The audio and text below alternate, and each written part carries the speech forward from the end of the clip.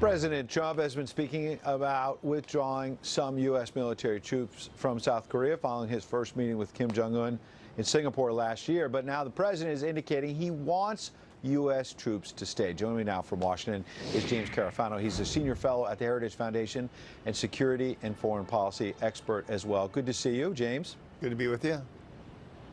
What do you say about the 28,500 roughly U.S. troops that are there in South Korea in terms of helping make sure that we keep the peace? Well, you know, it's personal for me. My dad fought in the Korean War. My first assignment in the Army was I was stationed in South Korea. And I think there are a few things that the American military is prouder of than how they've contributed to keeping the peace through some very difficult ups and downs over the history of between the two Koreas. This has been one of the most successful military partnerships in modern history. This parallels NATO with a partnership that has actually prevented war for decades. Well, we certainly thank you, your family, your father's service to our great country. What would it mean to you in particular, the idea that maybe here in Hanoi there will finally be a formal end to the Korean War that never came decades ago? Well, I would prefer to see peace before we have a peace treaty. There might be some kind of peace declaration. That's probably meaningless. We've actually gone down that road with North Korea before. I think the best outcome would to actually see a true peace, a denuclearization of North Korea, normalization of relations between two countries, and then a formal peace treaty, I think would be awesome. And it would really cap a decade of commitment of America to keeping peace in Northeast Asia.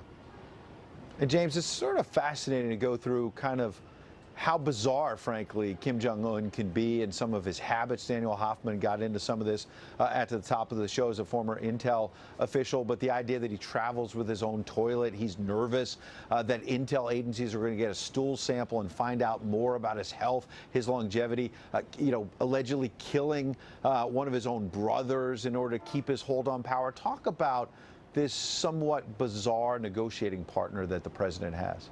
Well, you know, this really gets to the really interesting part of the story. Let's say Kim actually decides to denuclearize, and I don't know if that's off the table.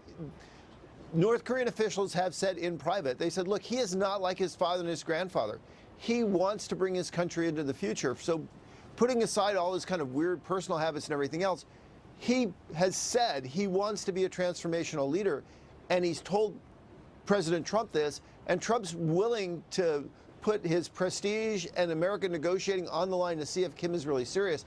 The really interesting question is, let's say he does that. How do we get to the real hard part, which isn't getting rid of the nuclear weapons? We know how to do that.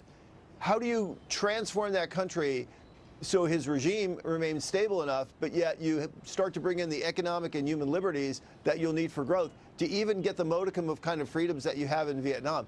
That, to me, is that's a real challenge, would be a real challenge for Kim and keep him up at night. And last question, James. So what about the Nobel Committee and others in Europe who have expressed such disdain for the President of the United States? The idea that they may have to contemplate giving him a Nobel Peace Prize if he's successful here. You know, if I were the president, I wouldn't take it. You know, you can get one for nothing. Obama got one for doing nothing. So what's it worth? I mean, it's not like he needs the cash. You know, he gives his salary back to the government. So he's already donating that paycheck to paycheck. Last thing, what's your sense about the president now? He's here at this hotel where we're broadcasting. He has some downtime. What do you want to see from him tonight at this dinner? We've got less than 30. Oh, look, it's all about Kim.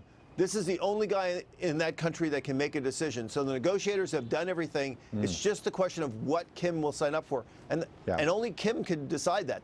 The president can't force him to. So the ball's really in his camp.